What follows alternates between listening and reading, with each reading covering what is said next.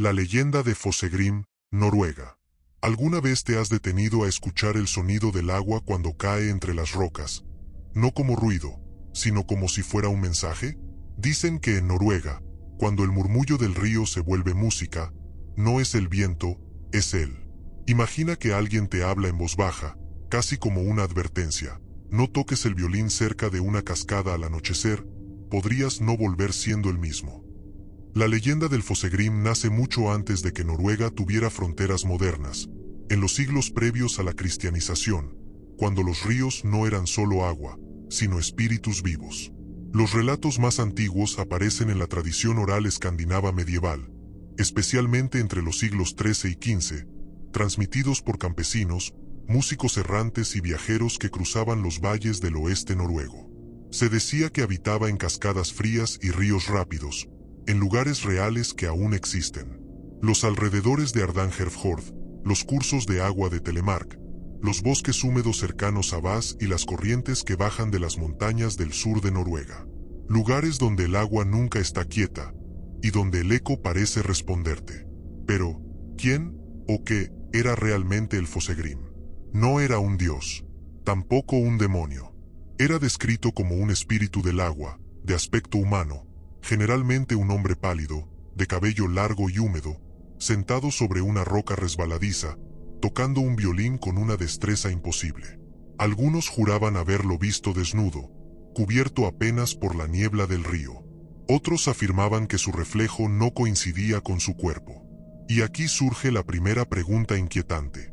¿Cómo podía alguien aprender a tocar música que no pertenecía a este mundo? Porque el Fossegrim no solo tocaba, enseñaba. La leyenda afirma que los humanos podían recibir su don si llevaban una ofrenda adecuada, tradicionalmente un cabrito blanco o carne fresca, arrojada a la corriente en silencio absoluto. Si el espíritu aceptaba, tomaba las manos del aprendiz y lo guiaba, hasta que los dedos sangraban. ¿Exageración? Tal vez.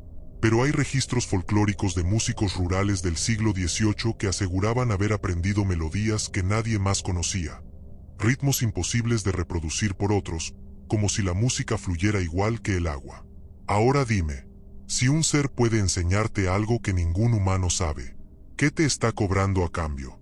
Porque no todos los encuentros con el Fossegrim terminaban en belleza. Algunos relatos hablan de personas atraídas por la música que jamás regresaron del río.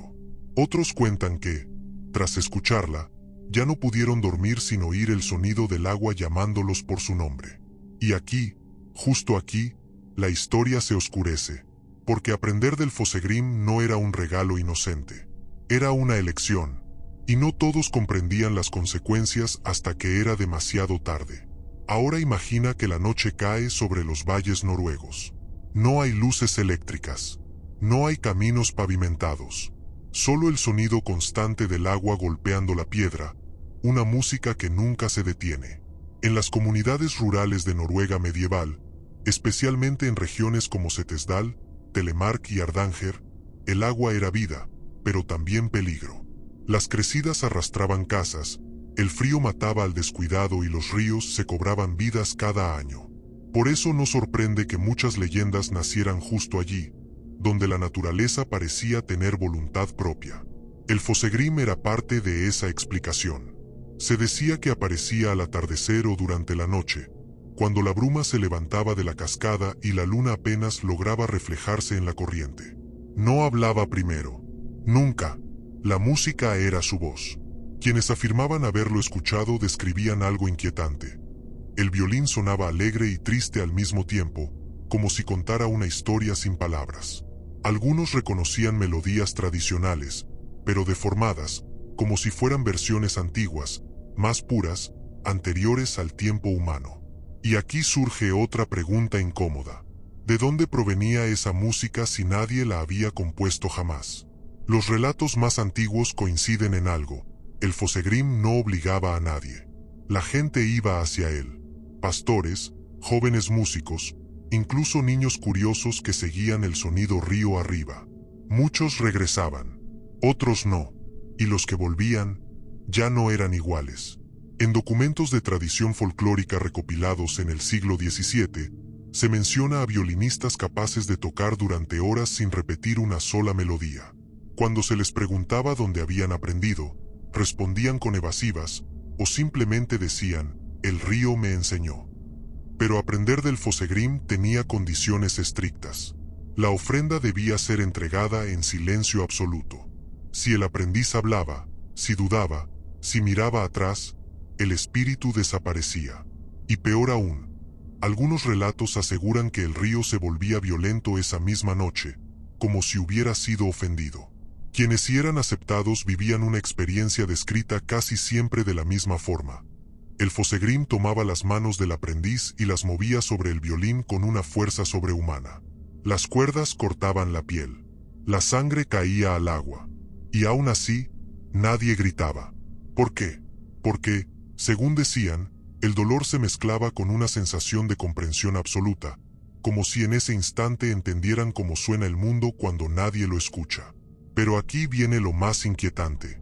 Algunos aprendices afirmaban que, durante la enseñanza, el río se quedaba en silencio por completo. Sin corriente, sin viento, sin insectos, como si la naturaleza misma estuviera escuchando. Y si eso era cierto, ¿qué estaba ocurriendo realmente en ese momento? Porque cuando el agua calla, algo más suele hablar. Y eso nos lleva a los sucesos que empezaron a preocupar incluso a las comunidades más acostumbradas a convivir con el misterio. Con el paso de los siglos, la figura del Fosegrim dejó de ser solo un susurro entre músicos y comenzó a convertirse en una advertencia.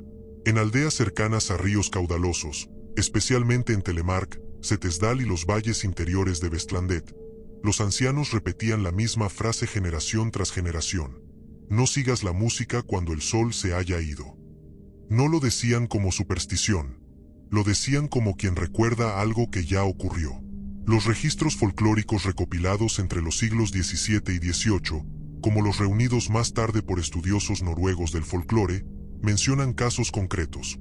Jóvenes que desaparecieron tras ser vistos por última vez cerca de una cascada, siempre al caer la noche, siempre después de que alguien afirmara haber escuchado música donde no había nadie. Nunca se hablaba de ataques, nunca de gritos, solo de silencio. Y aquí surge otra pregunta inquietante. ¿Por qué el Fosegrim, un espíritu asociado al arte y la enseñanza, estaría vinculado a la desaparición de personas? La respuesta que daban los campesinos no era simple. Según la leyenda, el Fosegrim no era maligno, pero tampoco humano. Su lógica no seguía la moral de los hombres. Para él, el talento era una fuerza viva, algo que debía fluir, igual que el agua. Quien no resistía el aprendizaje, simplemente se perdía en la corriente. Se decía que algunos aprendices no sabían cuándo detenerse. Volvían una y otra vez al río, buscando aprender más, tocar mejor, ir más profundo. Y cada visita los alejaba un poco más del mundo humano. Dejaban de trabajar la tierra, de dormir bien, de hablar con sus familias. Solo querían tocar. Hay relatos de músicos que, tras aprender del Fosegrim, eran incapaces de tocar dentro de una iglesia.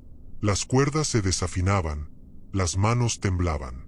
Algunos aseguraban que, al acercarse al altar, escuchaban el sonido del agua en sus oídos. ¿Casualidad o consecuencia? La iglesia, durante la expansión del cristianismo en Noruega entre los siglos XI y XII, intentó reinterpretar estas historias. Para muchos clérigos, el Fosegrim pasó a ser descrito como una entidad peligrosa, incluso demoníaca.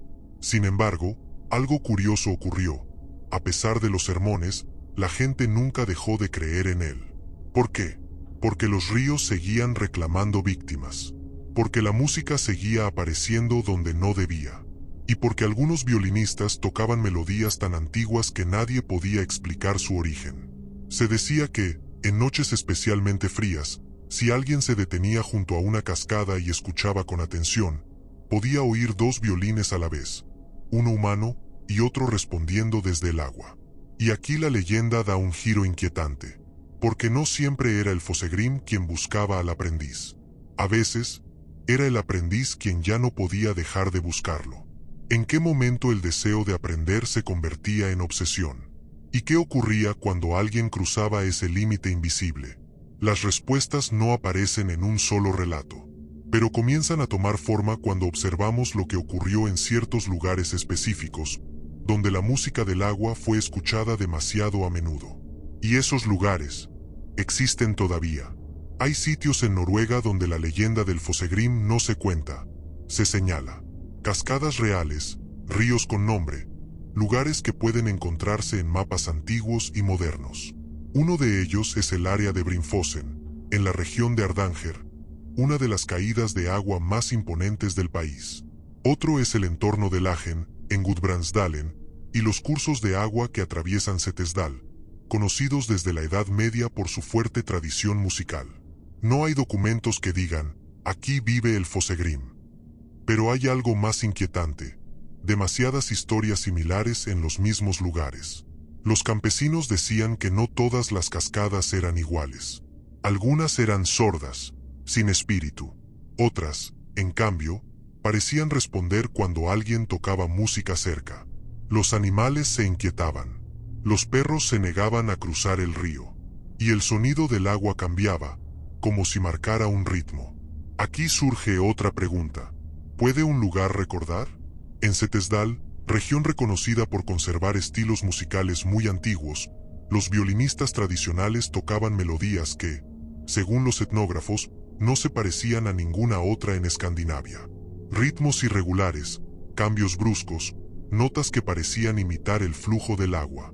Los músicos locales decían que esas tonadas no se enseñaban, se recibían. Y muchos coincidían en algo: las mejores melodías surgían después de pasar tiempo cerca del río, en soledad. La leyenda afirma que el Fossegrim no aparecía a cualquiera. Observaba, esperaba, elegía a quienes mostraban respeto por la naturaleza y una obsesión silenciosa por la música. Si alguien iba solo por ambición o fama, el espíritu se burlaba de él, desafinando su instrumento o haciendo que el violín sonara como madera hueca. Pero si encontraba a alguien digno, la enseñanza comenzaba. Algunos relatos aseguran que el Fossegrim podía volverse peligroso si era provocado. Burlarse de la música, arrojar piedras al agua o interrumpir el sonido del río podía atraer desgracias. No de inmediato, sino con el tiempo. Accidentes, enfermedades, pérdidas inexplicables, castigo o simple advertencia. Los estudiosos del folclore noruego del siglo XIX notaron algo curioso. Muchas de estas historias no buscaban asustar a los niños, sino enseñar respeto. El Fossegrim representaba la idea de que la naturaleza da, pero también exige. Sin embargo, hay relatos que van más allá de la enseñanza moral. Cuentan que, en ciertas noches, el Fossegrim no tocaba solo. Se escuchaban pasos sobre las piedras mojadas, como si alguien más estuviera aprendiendo. Y cuando el amanecer llegaba, quedaban marcas en la orilla, huellas humanas que se detenían justo donde comenzaba el agua profunda. Y entonces surge la duda más inquietante hasta ahora. Si esas personas entraron al río, ¿salieron realmente? Porque hay músicos que regresaron a sus aldeas, pero juraban que una parte de ellos se había quedado allí. Y esa parte no dejaba de llamar. A medida que la leyenda se transmitía de boca en boca, comenzó a cambiar el tono. Ya no se hablaba solo de aprendizaje y música, se hablaba de consecuencias. En aldeas ribereñas del sur y oeste de Noruega, especialmente durante los siglos XVII y XVIII, surgieron relatos sobre músicos que, tras haber demostrado un talento extraordinario, abandonaban de pronto la vida comunitaria. No enfermaban, no huían, simplemente se alejaban. Decían que necesitaban escuchar mejor. Algunos se instalaban cerca de ríos durante días enteros. Otros desaparecían por semanas y regresaban con nuevas melodías, imposibles de reproducir por otros músicos. Cuando se les preguntaba dónde las habían aprendido, evitaban la respuesta o repetían la misma frase: no se puede explicar con palabras. Aquí aparece un detalle que se repite inquietantemente. Estos músicos ya no tocaban para la gente, tocaban hacia el agua. En celebraciones o reuniones, su música era impecable, casi hipnótica, pero había algo distinto. Los oyentes describían una sensación extraña, alegría mezclada con inquietud, como si la melodía no estuviera destinada a ellos. Algunos afirmaban que, al cerrar los ojos, podían ver un río, aunque estuvieran dentro de una casa. ¿Sugestión colectiva o algo más? La leyenda del Fosegrim explica esto de una forma inquietante. Quien aprende del espíritu nunca deja de ser su alumno. El vínculo no se rompe. La música enseñada no pertenece del todo al mundo humano. Cada vez que se toca, se responde a un llamado antiguo. Se decía que el Fosegrim escuchaba a sus aprendices, sin importar la distancia, y que, cuando alguien tocaba con verdadera maestría, el agua cercana cambiaba su sonido, como si reconociera la melodía. Hay testimonios folclóricos que mencionan a personas despertándose en mitad de la noche con el sonido de un violín que nadie más oía. Seguían ese sonido hasta el río, y se detenían al borde, como si recordaran algo a último momento. No todos lograban detenerse. Aquí surge una pregunta inevitable. ¿Aprendieron música o fueron marcados por ella? En algunos pueblos se desarrollaron pequeñas reglas no escritas. No practicar cerca del agua después del anochecer, no tocar melodías nuevas sin testigos, no aceptar aprendizajes que no pudieran explicarse. No eran leyes, eran precauciones nacidas de la experiencia. Pero la música seguía fluyendo. Y el río, también. La figura del Fosegrim comenzó entonces a verse como un guardián de un conocimiento demasiado antiguo para los humanos. No robaba vidas, reclamaba aquello que ya le pertenecía, la música que había entregado. Y es aquí donde la leyenda alcanza un punto delicado, porque algunos relatos hablan de un momento específico, cuando el Fosegrim deja de enseñar y empieza a llamar. Ese llamado no suena como música, suena como recuerdo, y quienes lo escuchan no siempre pueden resistirse. Dicen que hay un punto en el que la música deja de ser elección. En la tradición oral noruega, ese momento no tiene nombre exacto, pero se describe siempre de la misma manera. El aprendiz ya no busca al Fosegrim, el río comienza a buscarlo a él. Los relatos sitúan este punto en noches muy específicas. Noches sin viento, sin aves, sin movimiento alguno fuera del agua. El sonido del río se vuelve más lento, más claro, como si cada gota estuviera separada de la siguiente. Quienes lo escucharon afirmaban que podían distinguir notas dentro del murmullo. Aquí surge otra pregunta inquietante. ¿Y si el agua siempre estuvo cantando, y nosotros recién aprendimos a escucharla?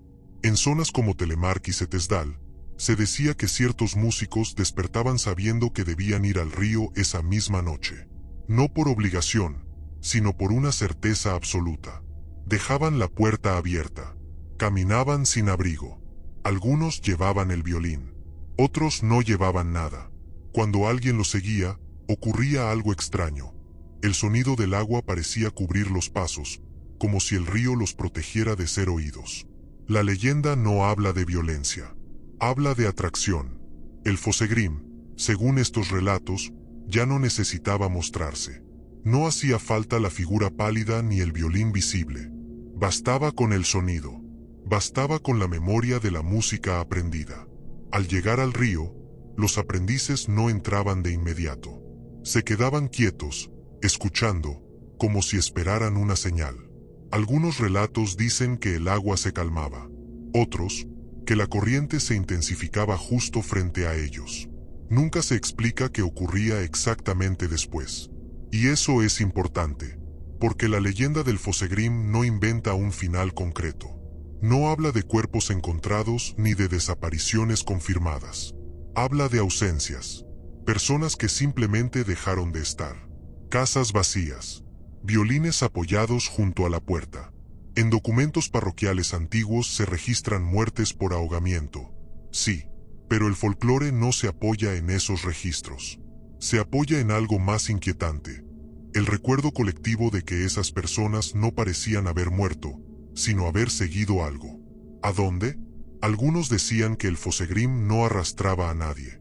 Solo ofrecía una posibilidad, quedarse donde la música nunca termina, donde el agua y el sonido son lo mismo. Una existencia distinta, no humana, no del todo comprensible. Y aquí la leyenda se vuelve incómoda, porque deja de ser una advertencia externa y se convierte en una pregunta interna. Si existiera un lugar donde pudieras tocar sin error, sin límite, sin final. ¿Te quedarías? Quienes contaban esta parte de la historia solían hacer una pausa. No por dramatismo, sino porque aquí la leyenda del Fosegrim se vuelve personal. Ya no habla de alguien. Habla de cualquiera. En los relatos más antiguos, transmitidos en voz baja junto al fuego, se decía que el Fosegrim no aparecía cuando el aprendiz lo llamaba, sino cuando dejaba de llamarlo. Cuando la música ya no era ambición, ni curiosidad, sino necesidad. Ese era el momento peligroso. Se describía una escena que se repite en distintos lugares y épocas. Una persona sola frente al río, sin tocar, sin moverse, escuchando. El agua no rugía, no amenazaba, simplemente esperaba. Aquí surge otra pregunta inquietante. ¿Quién estaba observando a quién? Algunos afirmaban que, en ese instante, el reflejo en el agua no coincidía con la figura en la orilla, que el reflejo sostenía un violín aunque la persona no lo tuviera. Otros decían que veían una sombra sentada sobre una roca, inmóvil, como si el Fosegrim no necesitara acercarse más. La leyenda insiste en algo importante. El espíritu no obligaba, nunca empujaba, nunca atrapaba. La elección seguía siendo humana. Pero también decía que, después de cierto punto, negarse dolía. Quienes lograron alejarse del río describieron una sensación de pérdida profunda, como haber olvidado algo esencial. Algunos dejaron de tocar música para siempre. Otros continuaron, pero evitando cualquier melodía que les recordara al agua. En pueblos cercanos a ríos de montaña, surgió la costumbre de no tocar el violín en soledad. Siempre debía haber alguien escuchando. No como público, sino como ancla, porque tocar solo era peligroso. Los ancianos decían que el Fosegrim escuchaba mejor cuando nadie más estaba presente, y que la música tocada sin testigos pertenecía más al río que al mundo. Hay una idea que atraviesa toda la leyenda y que rara vez se dice en voz alta. El Fosegrim no roba personas, reclama afinidades. Quienes sienten demasiado profundamente la música, quienes escuchan más de lo que deberían, quienes encuentran en el sonido un refugio absoluto. Y eso hace que la historia sea inquietante, porque no habla de castigo, habla de elección. Si alguien se quedaba junto al río, no era porque el Fosegrim lo hubiera engañado, sino porque el mundo humano ya no le ofrecía el mismo silencio, la misma profundidad, la misma respuesta. Y entonces la pregunta final de esta parte se vuelve inevitable. Si el agua te ofreciera lo que más amas, sin pedirte nada a cambio, ¿realmente te irías? En los relatos, este momento nunca se grita. Se susurra, porque es aquí donde la leyenda del Fosegrim alcanza su punto más intenso, ese en el que ya no hay advertencias claras ni caminos seguros. Solo una presencia, y una decisión que no admite testigos. Las historias sitúan este instante en noches antiguas, muy lejos de cualquier época cercana, cuando los ríos aún marcaban el ritmo de la vida. No se menciona un año exacto, pero siempre se habla de tiempos previos a los grandes cambios, cuando las aldeas eran pequeñas y la música viajaba solo de boca en boca. El aprendiz, si aún podemos llamarlo así, llega al río sin prisa. Ya conoce el camino, ya reconoce el sonido. El agua no sorprende, confirma. Aquí surge otra pregunta inquietante. ¿Qué ocurre cuando aquello que temías resulta familiar? El Fosegrim no siempre se muestra con forma definida. A veces es solo una silueta entre la niebla. Otras, un reflejo imposible en la superficie del agua. Lo único constante es la música. No proviene de un punto exacto. Parece surgir del río entero. En este momento, según la leyenda, el espíritu no enseña nada nuevo. No hay lección. No hay dolor en las manos. Solo una invitación silenciosa a escuchar sin interrupción, sin final. Algunos relatos dicen que el agua se vuelve tan clara que refleja el cielo completo. Otros, que la corriente se oscurece, como si escondiera profundidad infinita. Ambas versiones coinciden en algo: el mundo exterior deja de importar. Aquí la leyenda no inventa hechos. No describe qué sucede después. Y eso es lo más perturbador. Porque lo que se pierde no es el cuerpo, es la pertenencia. Las personas que no regresan no son recordadas como víctimas. Son recordadas como ausentes, como si hubieran elegido otro lugar al que nadie más puede ir. Sus nombres se mencionan con cuidado. Sus instrumentos no se vuelven a tocar.